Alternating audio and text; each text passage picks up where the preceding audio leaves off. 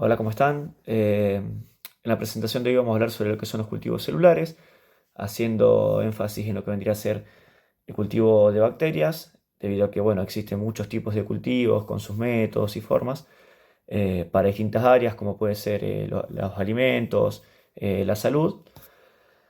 Porque, bueno, básicamente un cultivo celular es un proceso en el cual se busca mantener vivas y cultivar células fuera de un organismo vivo en condiciones controladas, controlando temperatura, aplicando los nutrientes necesarios para que ésta pueda crecer y desarrollarse de forma óptima.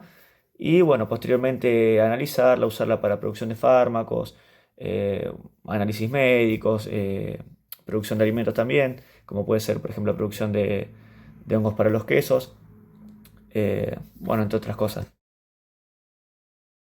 Difusión del oxígeno. Ocurre de acuerdo con la ley de Fick, que describe cómo una sustancia se mueve desde una región de mayor concentración hacia otra de menor concentración. En sistemas cerrados o en cultivos muy densos, el oxígeno puede volverse limitante, afectando la viabilidad y la proliferación celular.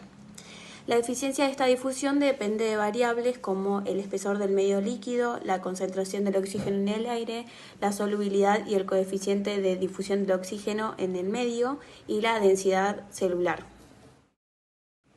Además, debemos tener en cuenta algo muy importante, y es que hay bacterias que crecen en condiciones aeróbicas, es decir, sin presencia de oxígeno. Por ende, suministrar oxígeno a una bacteria que es anaeróbica puede generar que el cultivo perezca, y algunas otras tienen la capacidad de ser facultativas, es decir, la capacidad de tomar el oxígeno a pesar de que sean anaeróbicas. Por lo tanto, la difusión de oxígeno varía según el metabolismo que tenga la bacteria. En un microorganismo anaeróbico no hay mayores problemas, y en el caso del oxígeno, este gas se disuelve en el medio líquido, como el caldo de cultivo, y luego se difunde hacia las bacterias que lo consumen.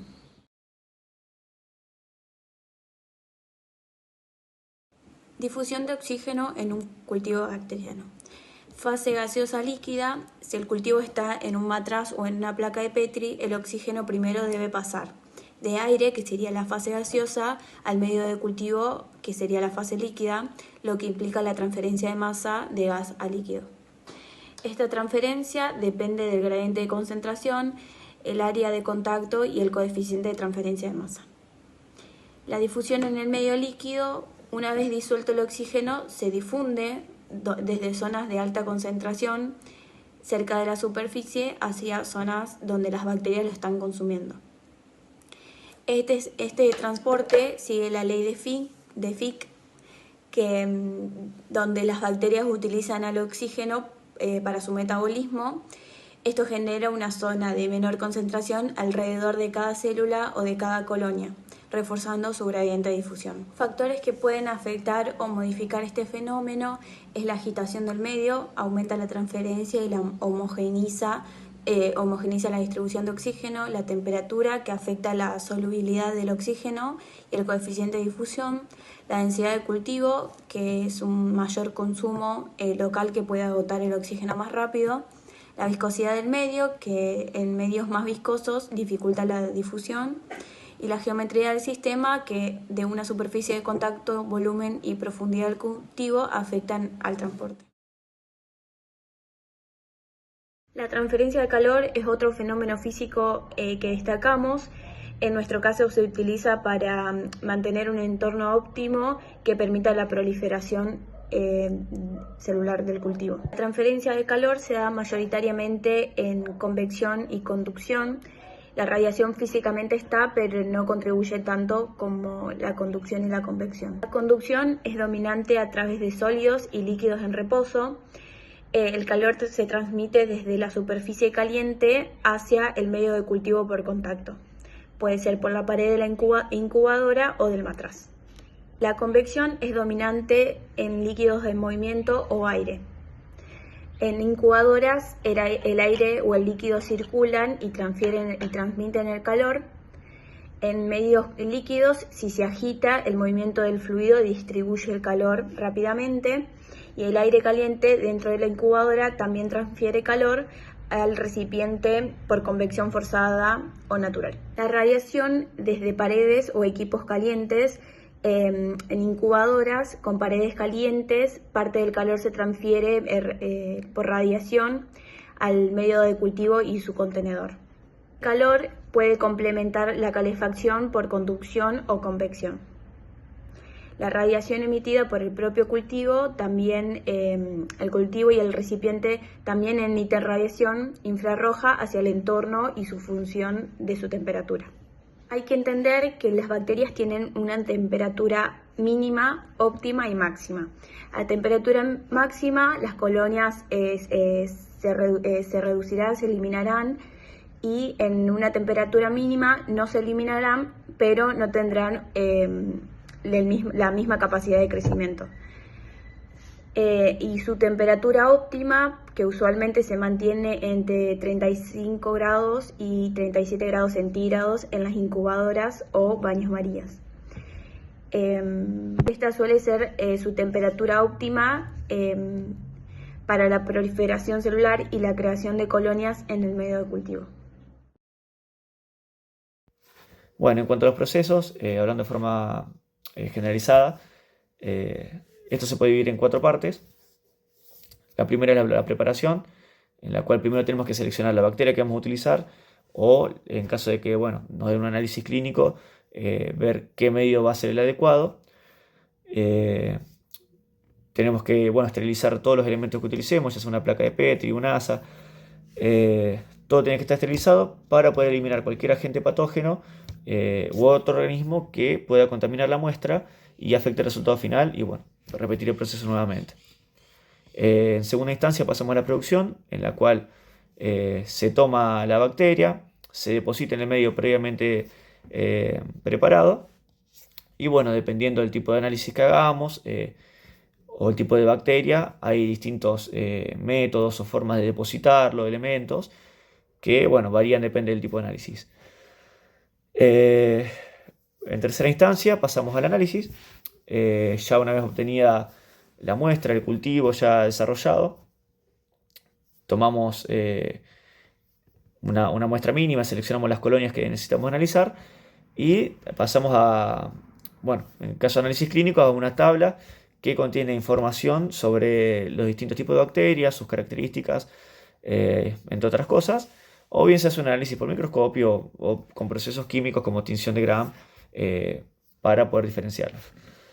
Por último, está la eliminación segura, que todos los elementos contaminados se desechan en bolsas rojas de residuos biológicos o se hacen autoclaves, que son procesos de esterilización para reutilizar los procesos o algunos medios de cultivo que sean reutilizables. Bueno, nosotros el ejemplo que trabajamos principalmente con la bacteria Escherichia coli, que es una de las bacterias más comunes que podemos encontrar, por ejemplo, en una infección urinaria. El tipo de cultivo no es mixto, puesto que se trabaja con una bacteria. El medio es un caldo nutritivo y principalmente se hace una placa de Petri con agar-agar que permite fijarla y a su vez que no consuma la bacteria el gel. La temperatura del incubador es principalmente 37 grados centígrados, el seguimiento es de 12 horas y se mide con un espectrofotómetro. En la gráfica podemos observar 4 etapas: latencia, exponencial, estacionaria y declive. La latencia es de las 0 a las 2 horas. Acá la bacteria se está tratando de adaptar al nuevo entorno y por ende va a tardar en dividirse. Por eso no hay un crecimiento exponencial. A partir de las 37 horas sí. Esto debido a que se da la mayor velocidad de división celular, hay mayor síntesis de proteínas, división celular, replicación y duplicación del ADN y tiene condiciones óptimas para proliferar.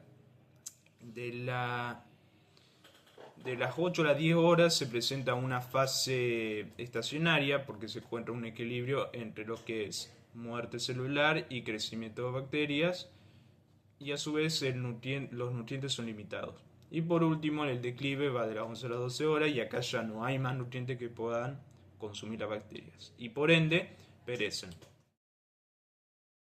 ¿Cuáles fueron los instrumentos utilizados? Como dijimos, una incubadora, que además de establecer una temperatura óptima, lo que permite justamente es controlar, por ejemplo, humedad, calor y oxígeno. El espectrofotómetro mide la densidad óptica a 600 nanómetros para determinar la concentración de masa celular dentro de la placa Petri o de la colonia, digamos.